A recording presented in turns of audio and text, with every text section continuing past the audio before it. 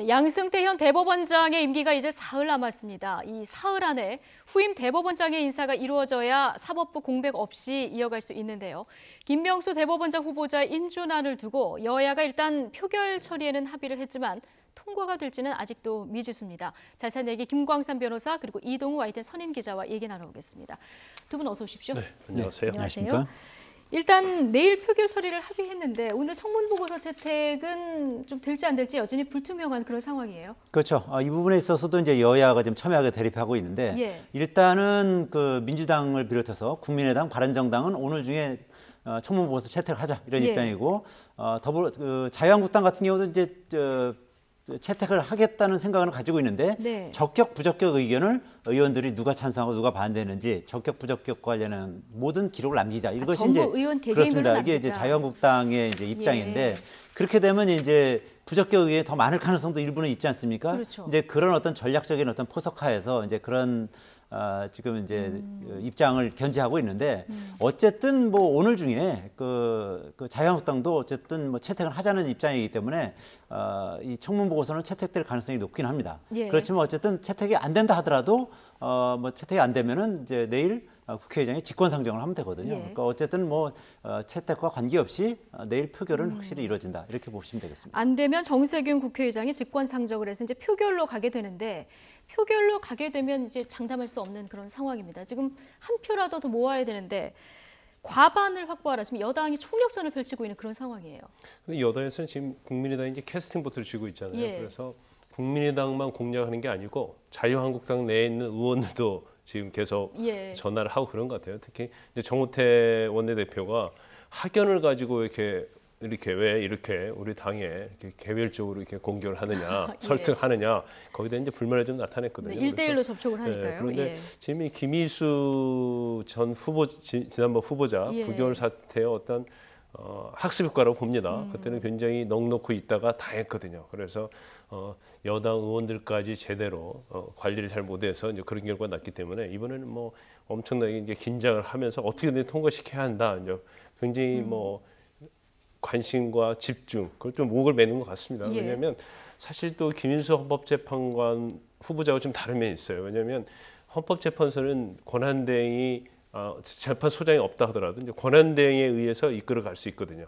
또 부결이 됐다 하더라도 사실 국정 운영에 미치는 영향이 그렇게 많지 않아요. 그런데 대법원장 같은 경우에는 굉장히 우리나라 현재 대법원장이 제왕적 권력을 가지고 있습니다.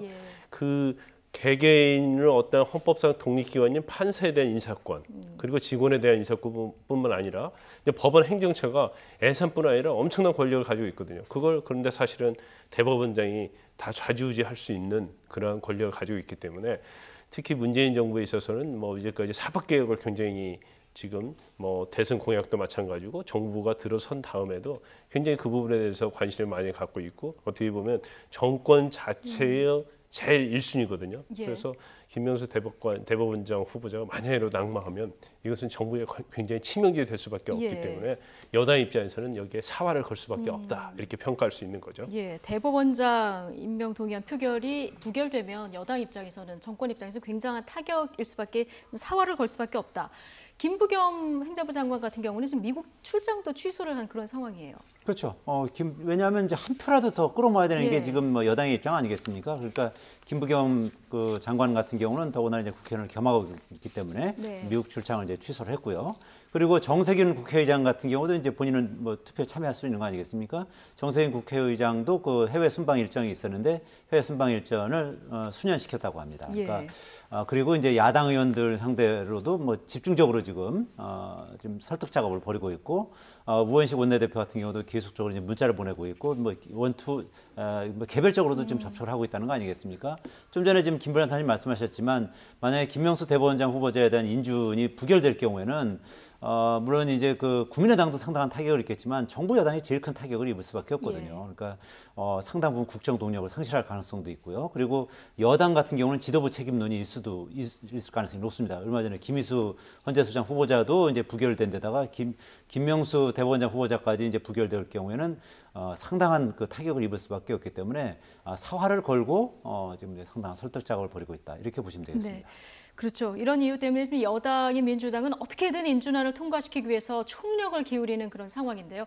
지난번 그 김일수 헌재소장 부결 때문에 더 꼼꼼히 챙기는 그런 모습입니다. 당별 의석수를 중심으로 이쯤에서 표 계산을 한번 해볼까요? 장민정 앵커가 정리해봤습니다. 김명수 대법원장 후보자 인준안 표결을 하루 앞두고 여당에선 초긴장감이 흐르고 있습니다. 우원식 원내대표는 국민의당 설득에 최선을 다해달라 당 소속 의원들에게 독려 문자를 보냈고요. 국회의원 신분이기도 한 김부겸 행정안전부 장관은 투표에 참여하기 위해 미국 출장을, 또 정세균 국회의장은 해외 순방을 연기했습니다. 여당이 이렇게 군기가 바짝 든 이유, 아흐레 전에 김희순 전 헌법재판소장 후보자 표결 때 한 차례 부결 사태를 경험했기 때문이죠. 이번에는 통과 가능성이 얼마나 될까요? 구도는 단 2표가 모자라 희비가 엇갈렸던 김희수 후보자 때와 같습니다. 각 당의 찬반 당론에서 이탈표가 없다는 가정 아래 찬성표를 던질 130석 정도는 확보가 됐는데 과반인 150석에는 20표 정도가 여전히 부족하죠. 결국 의원 자율에 찬반을 맡기기로 한 국민의당 표 절반은 가져와야 한다는 얘기입니다. 자, 그렇다면 국민의당 분위기는 어느 쪽으로 더 기울고 있을까요? 우선 김성식, 박지원 의원은 SNS로 찬성 의견을 분명히 했고요. 국민의당 의원총회에서 이 안건을 논의할 때는 공개 발언을 한 13명 가운데 6명이 찬성, 2명이 반대 의사를 밝혔다고 합니다. 하지만 반대 의사를 가진 의원일수록 말을 아끼고 있다는 전언도 있어 분위기 감지가 쉽지는 않습니다. 저분은 분명히 찬성을 하겠구나, 저분은 분명히 반대를 하겠구나라고 보는 것도 경우에 따라서 결과적으로 틀린 경우가 많이 있습니다.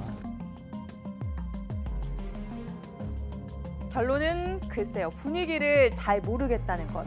또 한 번 캐스팅 보트로 떠오른 국민의당, 과연 어떤 선택을 하게 될까요? 네, 지금 장민정 앵커가 정리한 걸 보니까 국민의당 표 가운데 20표가 굉장히 절실한 상황이군요. 그렇죠.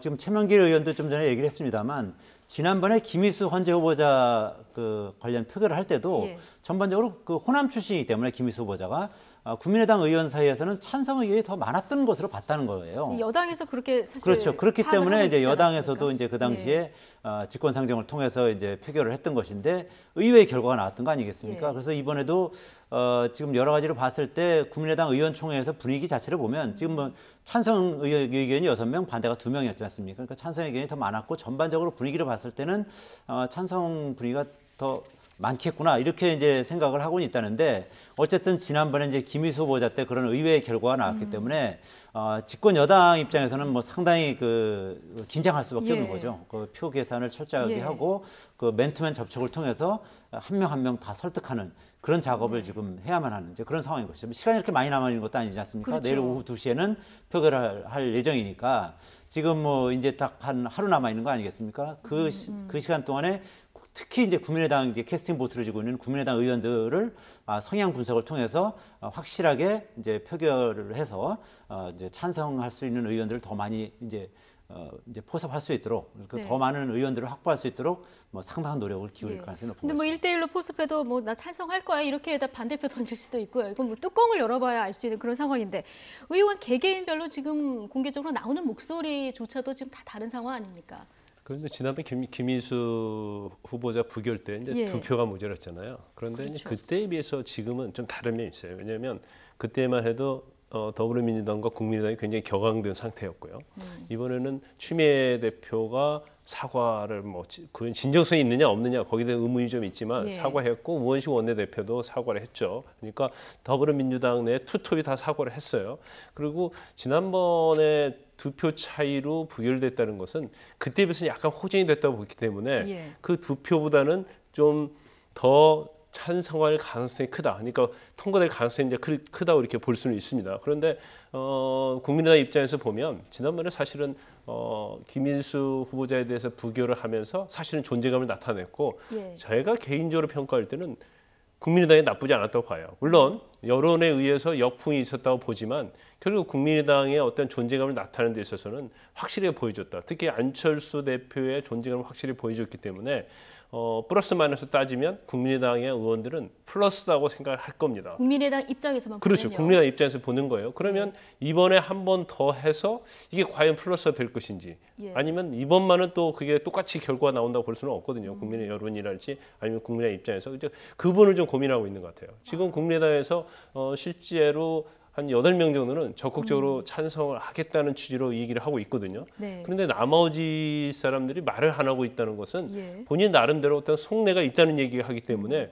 그럼 이건 과연 부정적이지 않느냐 이제 그렇게 생각할 수 있지만 김희수 후보자 부결에 비춰보면 그때보다는 지금 이제 통과 가능성이 좀 더 높지 않느냐 이제 그렇게 예. 판단해 볼 수 있지 않나 여당 싶습니다. 투톱의 사과도 있었고 또 여론 역풍도 고려를 해야 되기 때문에 그때하고는 상황이 다르다. 그래서 이제 찬성 의견이 많지 않을까 이렇게 조심스럽게 전망을 해주셨는데 지금 뭐 박지원, 정동영, 김성식 의원 같은 경우는 공개적으로 찬성하겠다는 입장인 거고요. 지금 그런데 김중로 의원 같은 경우는 반대표가 더 많을 거다 이런 얘기를 하는데 김중로 의원 같은 경우는 지금 안철수 대표의 그 측근 아닙니까? 그렇죠. 예. 대표적 측근 중에 한 명이죠. 예. 특히 이제 육군사관학교 나왔고 이제 그 투스타 네. 소장 출신인데 어쨌든 김중로 의원이 이렇게 얘기를 하는 것이 이제 안철수 대표의 이제 복심을 얘기하는 것이 아니냐 뭐 그런 네, 이런 해석들이 좀 그런 나옵니다. 해석을 하는 사람들도 있는데 예. 어쨌든 안철수 대표의 그 여러 가지 이제 워딩을 보면 조금 그 김명수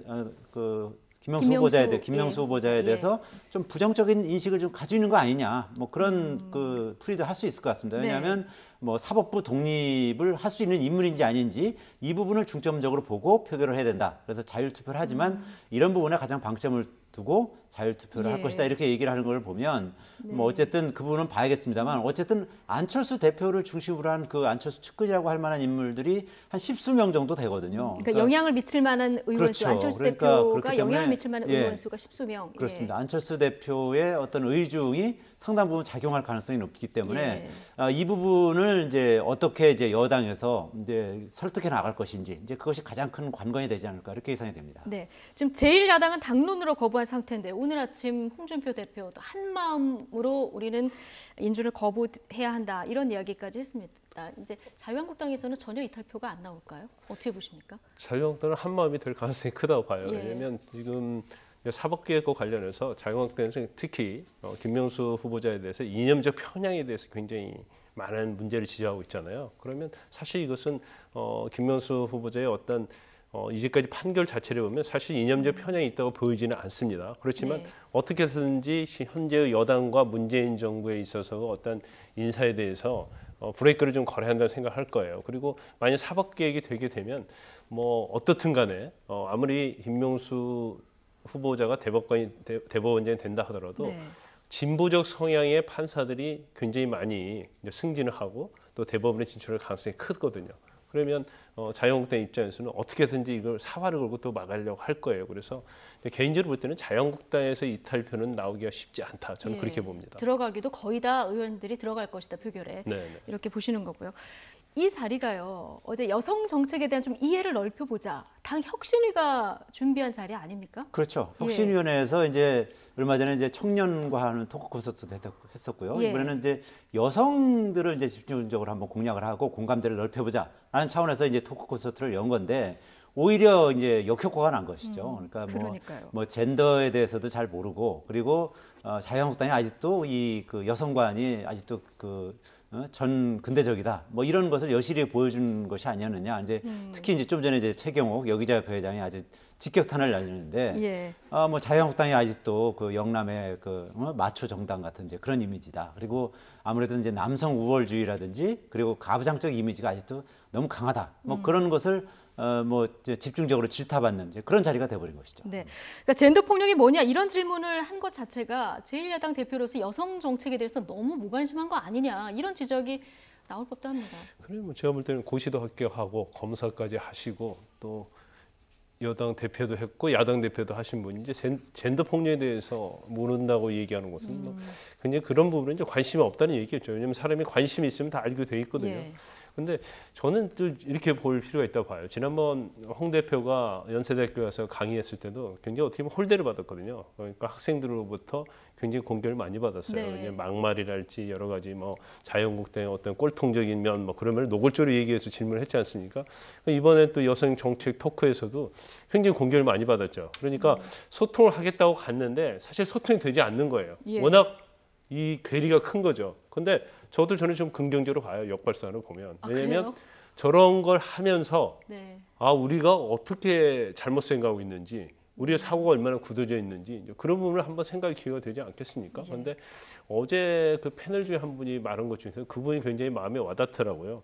이제 보수적이고 뭐 마초고 꼴통이든 간에 개과천선에서 황골탈퇴하면 유권자에 먹힐 수 있다. 제가 볼 때 이 부분이 굉장히 자유한국당 그 홍 대표를 비롯해서 저 집행부가 이걸 굉장히 마음적으로 잘 받아들이면 사실은 자유한국당이 이게 다시 태어날 수 있는 기회가 올 수 있거든요. 근데 이걸 자체를 그냥 우리하고 생각이 다른 사람들이 그냥 맹비난하는 거야 이렇게 받아들인다고 한다면 이제 비전이 없는 거고요.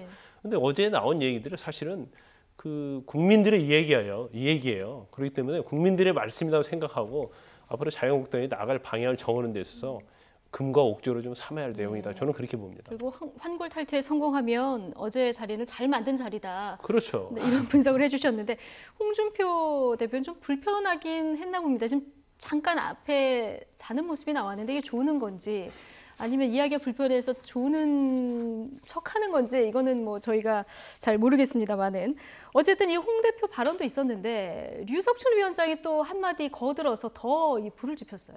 그렇죠. 이제 홍준표 대표도 젠더 폭력이 뭔지 잘 몰라서 이제 진짜로 이제 물어본 거고, 그리고 유석춘 위원장 같은 경우도 이게 지금은 이제 남녀 평등을 넘어서 이제 오히려 여성 우월주의 사회를 가고 있는데 이거를 좀 이런 식으로 이제 뭐 젠더 폭력이라든지 뭐 그리고 마치 그 자유한국당이 뭐 이런 부분에 있어서 이제 미흡한 듯이 이제 그렇게 얘기하는 것은 좀 받아들이기 어렵다 이런 식으로 얘기를 한 것이죠. 이제 이에 대해서 참석했던 이제 패널들이라든지 이제 그 여성분들이 아니 이거 지금 이거를 만든 혁신위원장이 그런 어떤 그런 부분을 얘기한다는 것은 정말 받아들이기 어렵다. 누가 그거를 이거 용납할 수 있겠느냐. 지금 아직도 한국 사회에서는 남성 우월주의가 팽배하고 그리고 아무래도 이제 남성 중심적인 어떤 그런 사고 방식이라든지 그런 어떤 그 사회 문화가 이제 형성되어 있는 거 아니겠습니까? 그런데 거기서 이 모임을 만든 유석춘 혁신위원장이 이제 그런 식으로 오히려 반대 얘기를 하니까 상당히 이제 반발을 했던 것이고 공감을 얻지 못했던 것이죠. 예. 두둔을 하면 할수록 지금 한국당 굉장히 곤란해졌는데 강효상 의원도 또 두둔하다가 또 비난을 받았습니다. 그 젠더라는 표현에 대해서 집사람이 젠더 공부를 하지 않았으면 자기도 몰랐을 것이다. 그러니까 이 말 자체는요.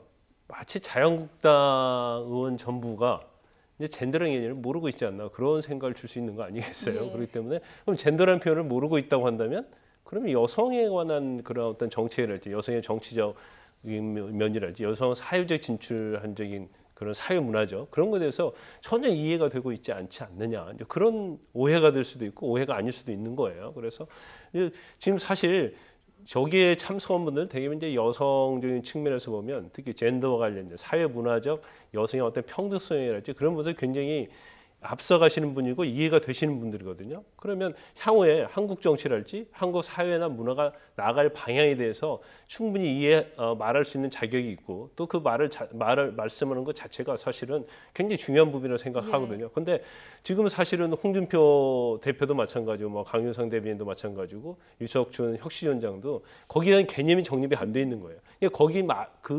거기에 패널들이 얘기하면 거기를 따라갈 수 없는 상황이라는 것은 전혀 인식이 안 돼 있는 상태에서 소통을 하고자 왔는데 서로 다른 생각을 하고 있기 때문에 소통이라는 의미 자체가 전혀 없었다 이렇게 볼 수 있는 거죠. 마초에서 여성으로 이런 부제로 토크 콘서트를 열었는데 아직은 마초다 이런 평가가 많이 나오는 것 같습니다. 자, 홍준표 대표 오늘은 이런 이야기도 했습니다. 문재인 대통령이 유엔 총회 참석차 미국을 방문했는데 미국 측에 환영객이 없어서 문재인 대통령이 패싱당했다. 이게 확인됐다 이런 얘기를 했는데요. 들어보시겠습니다. 환영객이 미국 측에서 단 한 명도 나오지 않은 장면을 봤습니다. 우리나라 역대 대통령이 미국을 방문할 때 그런 광경을 연출하지는 않았습니다. 공항에 도착하는데 그 동영상을 봤는데 이명박 대통령 갔을 때는 군악대까지 갔어. 박근혜 대통령 갔을 때도 그렇게 했어. 문재인 패싱을 당하고 있음에도 정작 본인들은 그걸 숨기고 국민들에게도 숨기고 있다. 네. 문재인 패싱 숨기고 있다. 뭐 숨길 이유가 있을까요? 아니 뭐 숨기려고 한다면 그 화면을 안 내는 방식이 있겠죠. 예. 근데 이거를 뭐 이렇게까지 그 공격하는 것은 조금 적절치 않아 보이고 어쨌든 지금 이제 이 보수 정당 입장에서는 예. 지금 이 안보 위기 상황에서 여러 가지로 이제 문재인 정부가 뭐 우왕좌왕하고 뭐 잘 못하고 있다. 그리고 문재인 정부가 패싱을 당하고 있다. 뭐 이런 것을 강조하기 위해서 네. 이런 그 표현을 쓰지 않았나 이렇게 풀이가 됩니다. 예, 저희가 그 이명박 대통령 그리고 박근혜 대통령 방미 때 영상이 있으면 한번 볼 텐데요. 2011년 9월, 2015년 9월, 자 뉴욕 도착 때 이제 그 방미했을 때 모습인데요. 유엔 총회 갔을 때 모습을 보고 계신데요. 어떻게 보십니까? 많이 차이가 있습니까, 김광삼 변호사님?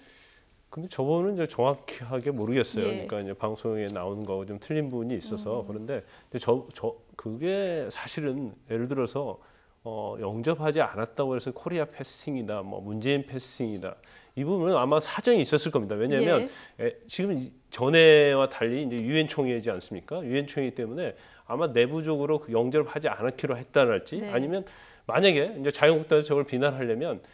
다른 나라 어떤 대통령이 왔을 때 어떤 식으로 영접했느냐 그걸 좀 보여줬으면 좋겠어요. 그래서 그걸 좀 비교해봐야 할 것 같고요. 근데 저는 저걸 보면서 이제 이런 생각이 들죠. 그러니까 공항에서 영접 말고도 이전에 이제 박근혜 전 대통령이 미국을 갔을 때 두 부류가 있었던 것 같아요. 그러니까 굉장히 박근혜 전 대통령에서 반대하는 그러니까 어떤 정책이랄지 어떤 국정 운영에 대해서 반대하는 그런 피켓 시위가 좀 있지 않았습니까? 네. 또 한편으로는 이제 친북 단체들 와서 피켓 시위를 했어요. 근데 이번에는 뭐 그런 것이 없는데 그게 뭐 어떤 보안이랄지 그런 것 때문에 없는 것인지는 모르겠지만 저걸 가지고 뭐 코리아 패싱이나 뭐 문재인 패싱을 말하는 것은 좀 부적절하다고 봐요. 그런데 지금 자유한국당에서 자꾸 그 패싱 얘기를 굉장히 많이 꺼냅니다. 너무 거기에 집착하고 있지 않나 싶어요. 패싱에 집착하고 그렇죠. 있는 그럼 패싱이 안 자유한국당. 되게 하려면 어떻게 하는가에 대해서 오히려 뭐 제안을 하고 또 그러지 않도록 야당이 여당이 왜냐하면 그 패싱되는 것 자체는 사실은 국가적으로 굉장히 좋지 않은 거잖아요. 그러면 야당도 협조를 해서 패싱되지 않도록 뭐 당연히 뭐 자유한국당이 주장하는 것은 동맹국으로서 제재로만 가면 마치 패싱이 안 될 것처럼 그런 뉘앙스를 계속 얘기하고 있는데 그게 꼭 정답은 아니라고 봅니다. 네. 문재인 대통령 지금 북핵 외교전을 하고 있는데 지금 자유한국당 제1야당에서는 대통령 패싱 이 얘기를 계속하고 있는 이런 상황. 네, 얘기를 나눠봤고요. 자, 바른정당으로 좀 넘어가 보겠습니다. 유승민 의원은 어제 동국대 강연이 예정이 돼 있었는데 당일날 취소가 됐어요. 그런데 취소되는 과정에서 지금 일부 총학 측하고 좀 약간 진실 공방 양상이 있었는데 어떻게 된 일입니까? 그러니까 그 문재인 의원 측에서는 이제 총학생에서 일방적으로 유승민 의원 측에서는 이 총학생에서 이제 일방적으로 이제 취소를 한 거다라고 이제 주장을 했고 그리고 총학생에서는 이 부분이 뭔가 뭐 잘못된 것이다 이렇게 주장을 하면서 서로 이제 공방을 벌였었는데 유승민 의원이 먼저 이 아쉬움을 SNS에 남기면서 이게 시작이 된 거죠? 그렇죠. 유승민 의원이 이제 SNS에 원래 동국대에 가서 강연을 할 예정이었었는데 총학생회에서 일방적으로 이제 그 취소를 통보해 왔다. 그래서 이 부분이 상당히 좀 그 학생들과 이제 허심탄회하게 얘기를 나누고 싶었었는데 그런 기회를 갖지 못해서 아쉽다라는 내용의 이제 SNS를 남겼는데 총학생회에서 이제 이를 또 반박을 하다가 결국은 이제 최종적으로는 총학생회에서 사과의 글을 올렸습니다. 네. 그러니까 유승민 의원에게 일방적으로 이제 통보하는 그런 결례를 범했다. 어쨌든 이 부분에 대해서 유승민 의원이 확실하게 이제 좀 그 부분에 대해서 이제 흔쾌히 받아줘서 대단히 감사하게 생각한다. 뭐 이런 취지의 글을 이제 올렸던 것이죠. 지금 이제 그래픽으로 나오고 있습니다만은 총학 측에서는 처음에 저렇게 일방적으로 유승민 의원에게 통보한 사실이 없다. 반대 집회 측과 조율하려고 했지만 되지 않았다. 이런 억측은 삼가하셨으면 좋겠다. 이런 반응을 내놨는데 마지막에 또 이제 다른 얘기를 합니다. 이제 사과를 하면서 마무리가 됐는데 비디오 파일이 준비가 돼 있으면 보여주시죠. 원활하지 못했던 소통 과정에 책임을 통감하고 일방적인 취소 통보라고 느끼게 한 것에 진심으로 사과드린다. 마지막에 이렇게 사과를 하면서 지금 마무리가 된 건가요?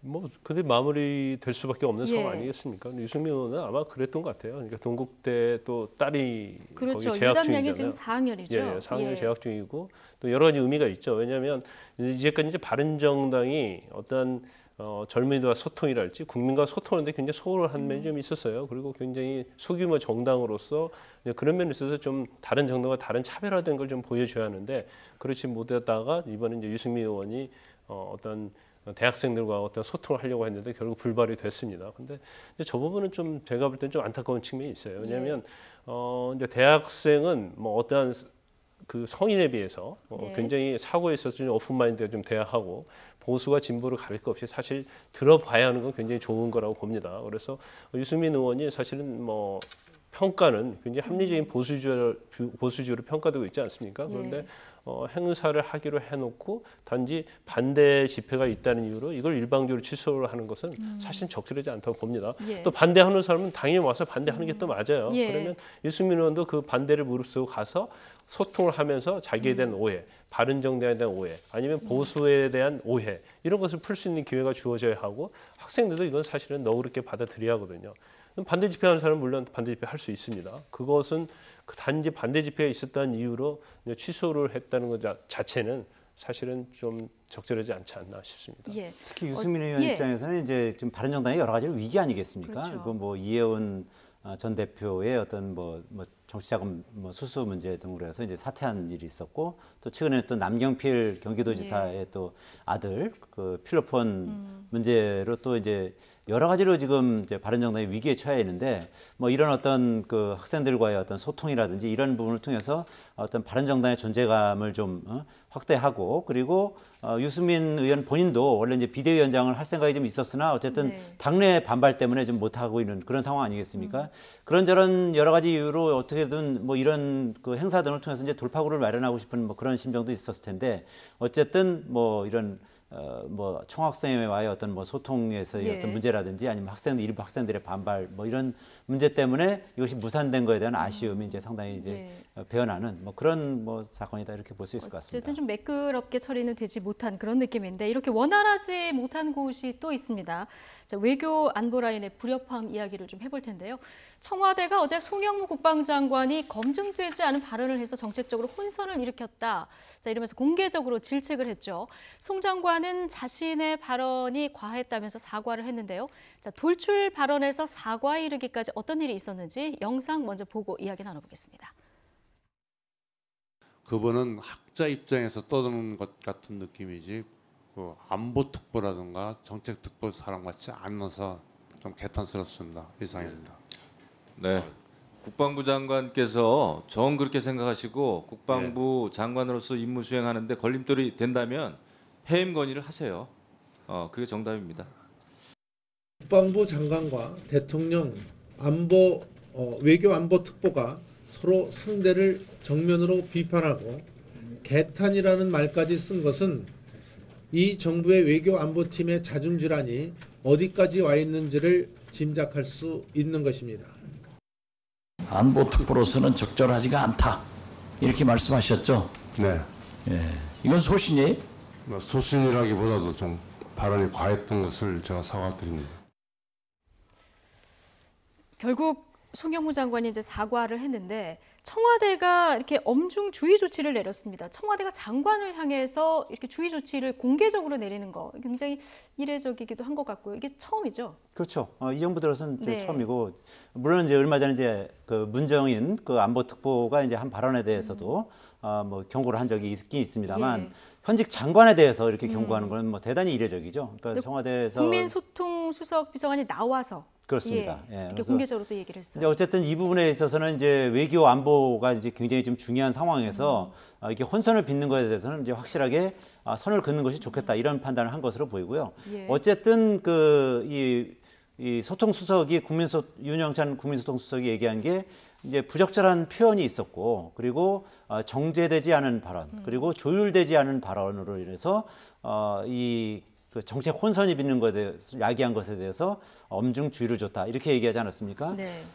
이것은 그 여러 가지로 봤을 때 이제 이 송영무 장관이 문정인 안보특보를 두고 뭐 학자로서 뭐 그냥 막 떠든다. 그리고 이 안보특보로서의 자격이 있는지 뭐 개탄스럽다. 그리고 상대에서는 안 될 사람이다. 뭐 이런 식으로까지 얘기했지 않습니까? 네. 이게 좀 정제되지 않은 표현인 건 분명히 맞는 것이죠. 이제 이런 부분도 있고 그리고 어쨌든 그 안보특보와 관련한 인사가 잘못됐다 이런 식으로 얘기한 거니까 이거는 어떻게 보면 이제 대통령의 인사권에 대한 뭐 도전이라고 볼 수도 있는 측면이 있는 거거든요. 예. 그 어쨌든 그리고 여당에서는 지금 그 얘기를 하고 있는 그렇죠. 거죠. 예. 저 민주당 일각에서 이제 그런 네. 얘기를 하고 있는 것이고 그리고 송영무 장관과 이 안보특보 사이에 이렇게 갈등을 빚는 것은 어쨌든 정부 여당 입장에서는 상당한 부담으로 작용할 수밖에 없는 것이고 그리고 송영무 장관이 일부 얘기하는 것이 대통령의 어떤 그 대북관이나 철학과 좀 다른 측면이 있습니다. 그러니까 대통령은 북한 핵이라는 것은 북한 체제 안보용이다 이렇게 보고 있는 반면에 송영무 장관 같은 경우는 그것은 이 군사적 위협용이다. 남한을 네. 적화 통일하기 위한 그런 군사적 위협이다라고 이제 그렇게 강조하고 있거든요. 그러니까 이런 부분이라든지 뭐 전술핵과 관련된 혼선, 네. 뭐 송영무 장관이 처음에 이제 전술핵 검토를 해야 된다고 얘기를 했지 않았습니까? 예. 이런 부분 때문에 이제 정부가 상당히 좀 전술핵과 관련해서 이제 스텝이 곤혹스러워졌고요. 꼬이고 뭐 좀 예. 결국은 이와 관련해서 이제 청와대가 확실하게 선을 박았지 않습니까? 네. 이제 이런 부분과 관련해서 송영무 장관이 조금 뭐 좀 너무 나간다. 뭐 이런 그 판단을 하고 이에 대해서 엄중 주의를 준 것이죠. 그러니까 반복되다 보니까 공개적으로 경고를 할 수밖에 없었을 것이다. 이렇게 얘기해 주셨는데 송영무 장관의 문정인 특보에 대한 돌출 발언 결국 청와대에서 경고를 하고 사과를 하면서 마무리가 된 듯 했는데요. 야당은 지금 자중질환이다 이렇게 비난을 하고 있습니다. 강하게 비판을 하면서도 송영무 장관에게는 이례적으로 또 칭찬 릴레이를 이어가고 있는데요. 들어보시죠. 60만 대군의 수장, 우리 대한민국 국군을 책임지고 있는 국방장관이 다소 좀 뭐 표현해서 그런 상충되는 게 있다고 해가지고 국방장관에게 그 옐로 카드를 뭐 경고를 주고 이래가지고 이게 되겠어요? 정권의 코드에 맞춰서 무조건 예스맨이 되지 마시고 필요할 때는 당당히 노를 외칠 수 있는 그런 국무위원이 되기를 바랍니다. 정말 놀랐습니다. 안보실장이 그 얘기했대서 정말 걱정스러운 게 고려시대 때 문신들이 그렇게 했습니다. 그러나 장관님 말이 조금 거칠다더라도 국민들은 사이다 발언을 봅니다. 장관님만 믿고 있습니다. 그 발언에 대해서 기죽을 필요 없고 솔직한 이야기 하십시오. 네, 장관님만 믿고 있습니다. 이게 지금 자유한국당 의원이 한 얘기입니다. 그 사실 뭐 국방위 그 상임위원회에서도 할 때 보면 굉장히 이제 송영무 국방장관이 그 대답하는 걸 보면 사실 자유한국당이랄지 뭐 여당이 야당 대답할 때 보면 약간 좀 애매한 질문에 답을 잘 해요. 그리고 자유한국당 측에서 질문하면 그 부분에서 노라고 할 부분도 굉장히 뭐 약간 애쓰는 측면으로 얘기를 하거든요. 특히 송영무 장관이 뭐 지난번 미국 가서도 이제 전술핵 문제 그걸 뭐 건의했다는 식으로 나오지 않았습니까? 이건 자유한국당이 지금 전술핵을 우리 한국에 들여와야 된다는 입장과 거의 일치해요. 그리고 남북 관계 어떤 교류와 관련해서도 800만 불 민간인 지원 부분에 있어서도 통일부에서 최고로 늦출 것이다 이렇게 얘기를 했거든요. 그러니까 그런 부분들에서 굉장히 서로 일치가 되는 거고 또 이번에 국방위에 참석해서 문정인 특보에 대해서 굉장히 뭐 개탄스럽다. 그러면 그런 사람, 뭐 저런 사람, 뭐 떠들고 있다 그런 얘기를 했단 말이에요. 근데 문정인 특보는 일종의 비둘기파 아닙니까? 그러니까 굉장히 평화를 하고 제재보다는 평화 위주로 그걸 주장을 많이 하는 특보이기 때문에 자유한국당 입장에서 보면 굉장히 대책점이 있는 거죠. 그래서 오히려 송영무 장관의 어떤 태도 자체가 자유한국당 입장에서 보면 굉장히 마음에 드는 거죠. 그러니까 자유한국당. 그렇죠. 그러니까 송영무 장관에 대해서는 굉장히 뭐 칭찬도 하면서 이렇게 가는 것 같고, 근데 이번에 보면서 이제 자중질환 얘기를 쓰는데 자중질환에다까지는 이제 표현하기 좀 그렇다 치고요.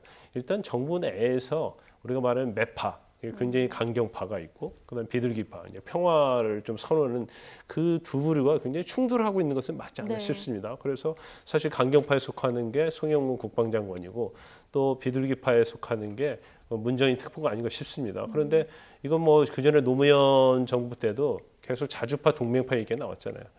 그거의 어떤 연장선상을 보면 될 것 같아요. 그래서 이 부분 자체가 사실 정부 내에서 치열한 논쟁을 겪어야 하는 걸 저는 맞다고 보거든요. 그런데 이것이 조율되지 않고 외부로 서로 각기 목소리를 표출됐을 때 그러면 정부의 자체가 굉장히 혼선을 주게 되는 거고 국민들 입장에서 보면 저게 뭔가 이러자는 건가 저러자는 건가 굉장히 혼란스럽거든요. 그래서 그런 부분은 좀 조율된 상태에서 나와야 하는데 네, 지금 뭐 군인이기도 하면서 국무위원 그렇죠. 그런데 장관이 나와서 좀 약간의 조율되지 않는 걸 얘기하고 또 쓰는 용어 자체가 정제되지 않은 건 맞거든요. 그래서 이번에 이제 엄중 경고를 국방부 장관에게 한 거죠. 네, 지금 두 보수 야당은 그러니까 송영무 장관을 나무라기보다는 문정인 특보를 경질해야 된다. 이 공세에 지금 초점을 맞추고 있는 그런 상황인데요. 자, 어떤 얘기들이 나왔는지 들어보고 얘기 더 나눠보겠습니다. 60만 대한민국 국군의 수장인 국방부 장관은 공개 망신을 주고 문정인 특보를 감사하는 모습이 문정인 특보가 문재인 대통령의 상황이라도 된다는 것입니까? 그런데 대통령의 안보특보인 문정인 교수의 발언이 정말 납득하기 어렵고 한심한 수준일 뿐만 아니라 정부 내의 외교안보팀 사이에서도 엇박자를 조장하고 있습니다. 자예인의 입장에서 한 말이라고 하는데 그러려면 대통령 특보를 바로 그만두시기 바랍니다. 두 보수 야당은 지금 문정인 특보가 그만둬야 된다 이런 얘기를 하고 있는 건데요. 상황이라도 되는 거냐. 이 상황이란 표현 대선 때 참 많이 듣던 얘기인데요. 또 나왔네요. 어쨌든 이제 문정인 그 안보특보는 문재인 대통령의 외교안보 관련한 이제 멘토 역할을 했던 건 이제 사실이니까 이제 그 부분은 이제 집중적으로 공략을 하는 것이고 그리고 보수 야당 입장에서는 기본적으로 송영무 국방장관의 어떤 대북관이라든지 안보관이 뭐 자신들의 생각과 좀 비슷한 측면이 있다 이렇게 보는 것이고 그리고 문정인 그 외교안보특보는 가장 그 비둘기파 중에서도 가장 왼쪽에 가 있다 이렇게 판단하고 있기 때문에 문정인 외교안보특보에 대해서는 공격을 하는 것이고 송영무 국방장관은 이제 옹호 내지는 이제 두둔을 하는 것이죠. 특히 송영무 국방장관 같은 경우 이제 사석에서는 북한을 북괴라고 부른다고 합니다. 그럴 정도로 상당히 그 대북관이나 이런 측면에서는 이제 보수적인 성향을 가지고 있는 건 사실이고 뭐 그런 부분에 대한 이제 소신을 굽히지 않으려고 하는 뭐 그런 측면도 있는 것이죠. 그래서 어쨌든 그 송영무 장관이 그 얘기하는 것에 대해서 정부 여당 입장에서는 조금 불안한 측면도 좀 있는 것입니다. 이제 또 소신이 있는 사람이기 때문에 언제 또 어떤 것도 좀 강경한 발언을 쏟아낼지 이런 부분에 대한 이제 걱정도 있는 것이고 이 보수 야당 입장에서는 이제 그런 부분을 계속 이제 자극을 해서 뭔가 이제 자중 질환을 일으키려고 하는 이제 그런 전략도 이제 숨어 있다 이렇게 볼 수 있을 것 같습니다. 그렇군요. 그러니까 여야가 국회에서 뒤바뀌어서 이렇게 업무를 하는 상황이 굉장히 생소하기도 하고요. 사실 지금 문재인 대통령 뉴욕에서 북핵 외교전 하고 있는데 어제 또 이 흰머리냐 탈모냐 이런 얘기도 있지 않았습니까? 여기에 지금 외교 안보 라인의 엇박자 굉장히 대통령 입장에서는 좀 부담스러울 수 있을 것 같다 이런 생각은 들어요. 그렇죠. 문재인 대통령이 굉장히 힘들 거예요. 왜냐하면 처음에 취임하고 나서 제재보다는 뭐 대화 쪽에 방점을 두지 않았습니까? 그런데 계속적으로 북한에서 대화는 응하지 않고 계속 도발을 일삼았단 말이에요. 그러면 사실 본인의 입장 자체는 제재보다 어떤 대화, 평화 여기에 가고 싶은데 북한이 협조하지 않아요.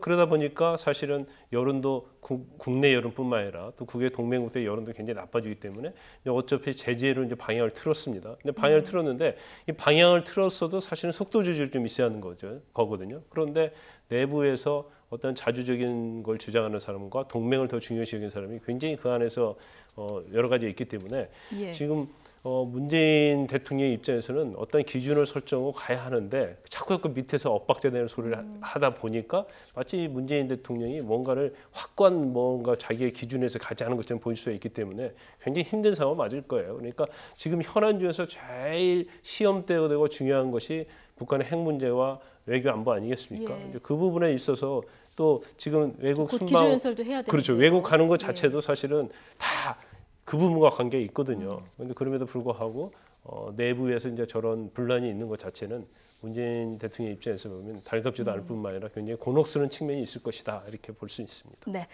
자, 마지막으로 이 얘기 좀 해보겠습니다. 국정원 블랙리스트 관련 얘기인데요. 어제 박원순 서울시장이 이른바 이제 박원순 제안 문건 가지고 이명박 전 대통령을 고소를 하지 않았습니까? 이게 이제 고소 사건이 배당이 됐어요. 이제 수사에 공식 들어가는 거죠. 그렇죠. 이제 검찰에서 이제 공식적으로 이제 수사를 할 수밖에 없는 것이고, 박원순 시장 입장에서 이제 박원순 제안 문건이라는 걸 국정원이 만들어서 박원순 시장이 하는 일들을 계속 방해를 해왔다. 뭐 그런 주장을 하고 있는 것이고, 뭐 실제로 박원순 시장이 했던 일 가운데 뭐 반값 등록금이라든지 뭐 마을 공동체 사업이라든지 그리고 뭐 비정규직의 정규직화라든지 이런 부분에 대해서 이제 집중적으로 공격을 했다. 그리고 이 그 보수 단체 등을 동원해서 또 이제 또 뭐 박원순 뭐 시위를 한다든지 뭐 이런 여러 가지 그 국정원과 이 보수 단체들이 협잡을 해서 공격을 해왔다. 뭐 이런 부분에 대해서 이제 집중적으로 이제 적시를 하면서 이제 이명박 전 대통령 이제 고소하기에 이른 것이고, 그거는 원세훈 당시 국정원장뿐만 아니라 이명박 대통령이 반드시 지시하고 그리고 묵인하는 것이 확실하다. 뭐 이런 생각을 가지고 있는 것 같습니다. 지금 말씀하신 관제 대목 관련해서 오늘 추선희 전 어버이연합 대표가 오후에 검찰에 나와서 이제 조사를 받는다고 하고요. 4시에 나온다고 하는데 압수수색도 있었어요. 네, 그 추선희 씨 집에 대한 압수수색이 있었죠. 그래서 이제 블랙리스트도 굉장히 중요하지만 그 화이트리스트 관련된 부분이 굉장히 중요합니다. 그리고 이전에 이제 국정원에서 이 부분에서 개입을 해서 과연 예산이 집행되었는지 이제 그 부분도 중요하지만 지금 SK나 CJ 그룹 임원이 그와 관련돼서 68억인가 지원했다는 그런 것도 사실 수사가 되고 있는 것 같아요. 그렇기 때문에 화이트리스트와 관련된 부분이 어떻게 보면 블랙리스트와 관련된 부분에 동전의 양면과 같은 거거든요. 그래서 아마 그 부분을 이번에 압수수색을 계기로 해서 화이트리스트와 관련된 부분도 굉장히 집중적으로 수사를 할 것이다. 제일 중요한 것은 이제 국정원에서 어떻게 개입을 해서 지원을 했는지, 또 대기업과 관련된 부분에 있어서 대기업들이 왜 자원에서 이런 지원을 하게 됐는지 이제 그런 부분이 중점적으로 수사가 될 것으로 보입니다. 네, 박원순 시장 국정원 사찰이 내가 정치를 시작하게 된 이유다. 이런 이야기도 했는데 관건은 지금 이명박 전 대통령을 박원순 시장이 고소한 상황에서 이명박 전 대통령이 이거를 보고를 받았느냐, 이걸 입증하는 거 아니겠습니까? 그렇죠. 그 부분이 이제 지금 박원순 시장 측에서는 뭐 물증이 있다라고 얘기를 하고 있는데 이제 어떤 걸 이제 물증이라고 하냐면 일단 이 이명박 정부의 어떤 블랙리스트와 관련해서 그 당시에 정부의 좀 비우호적인 뭐 그런 연예인들 관련 이제 블랙리스트 이런 거 관련해서 국정원이 VIP 1일 보고서 그리고 청와대 요청사항 뭐 이런 형식으로 해서 계속 대통령에게 보고를 했다는 거 아니겠습니까?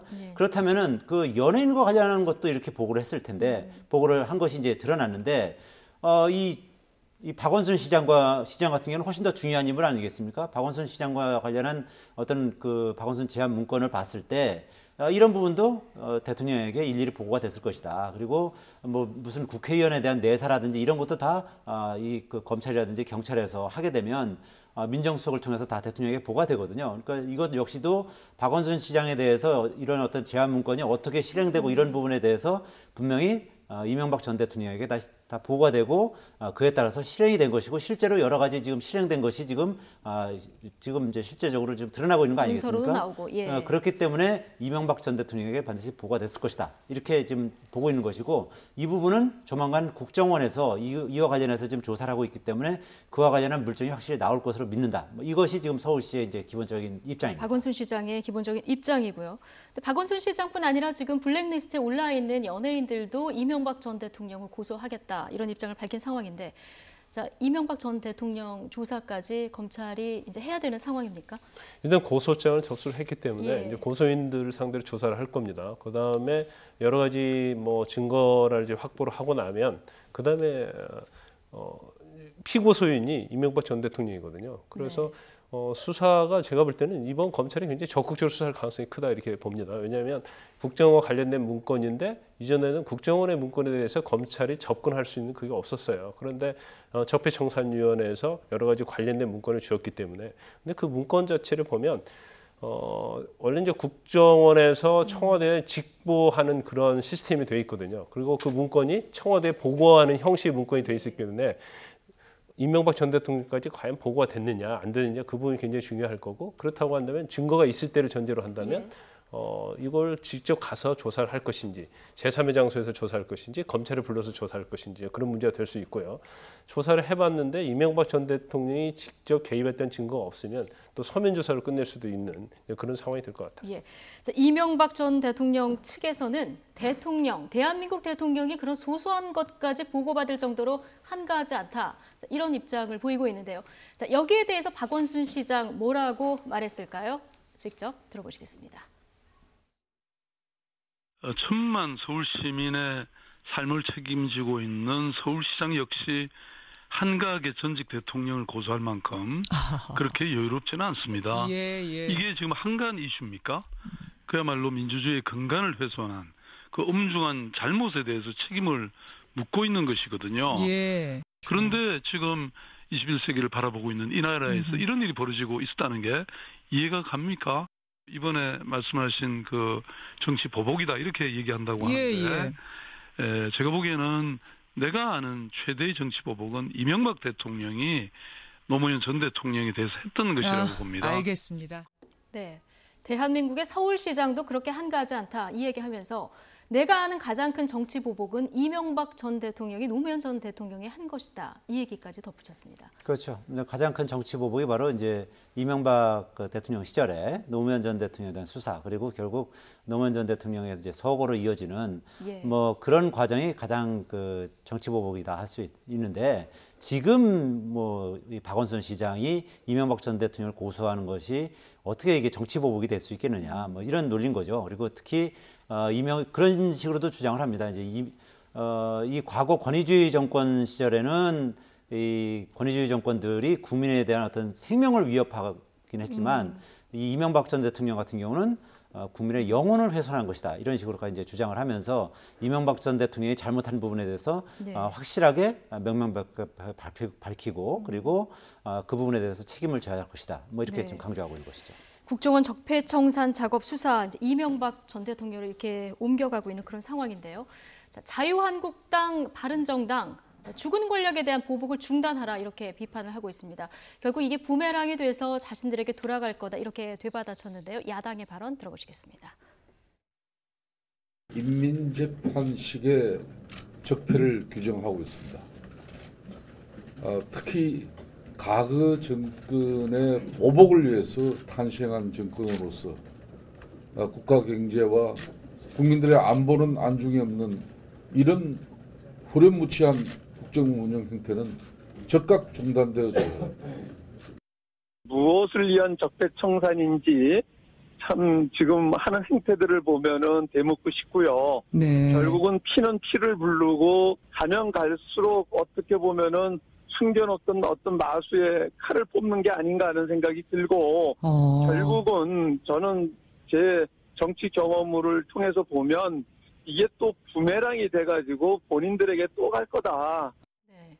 자유한국당뿐 아니라 바른정당에서도 비슷한 얘기가 나오는데 피는 피를 부를 것이다. 이게 부메랑이 돼서 돌아올 거다. 야당에서 두 보수 야당은 이런 지금 우려를 하고 있습니다. 네. 특히 이제 지금 두 보수 야당 이제 의원들이다만 두 명 다 이제 친이계 의원이거든요. 그렇죠. 뭐 김성태 의원도 그렇고 정병국 의원도 그렇고 이제 결국은 이제 그런 식으로 강조를 하는 것이죠. 이렇게 하는 것은 정치 보복이고 그것은 계속 돌고 돌다 보면 이 현 정부도 나중에 뭐 정권이 바뀐다든지 할 때 또다시 보복을 당할 수도 있다. 뭐 이런 부분을 경고하는 것인데 글쎄요, 뭐 어쨌든 국민적 관점에서 봤을 때 어떤 뭐 정부의 잘못이나 뭐 어떤 명백한 그 권력 어떤 남용, 오남용 같은 것이 있다면은 그 부분을 규명하고 그에 대한 뭐 사법 처리를 하고 하는 것은 뭐 당연한 일 아니겠습니까? 이제 그것을 뭐 정치 보복이라고 하기에는 조금 좀 어폐가 있지 않을까 이렇게 볼 수 있을 것 같습니다. 홍준표 대표는 한 손에 몽둥이 들고 한 손에는 사탕을 든 비열한 국정 운영이다 이런 표현까지 썼습니다. 그러면서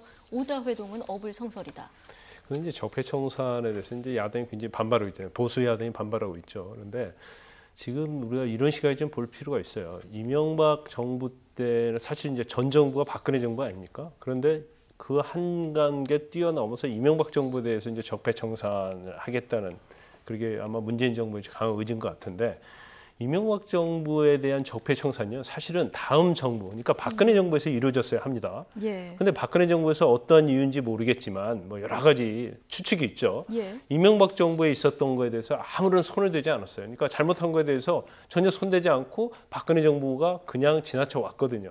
그렇다면 현 정부 입장에서는 이명박 정부에 있어서 자행되었던 그러한 것들에 대해서 반드시 청산할 필요가 있다고 보고 있는 거예요. 그래서 이제 적폐청산 자체는 적폐청산의 의미가 그 전에 있던 누적되어 있는 폐해 악습을 청산하자는 거 아니겠습니까?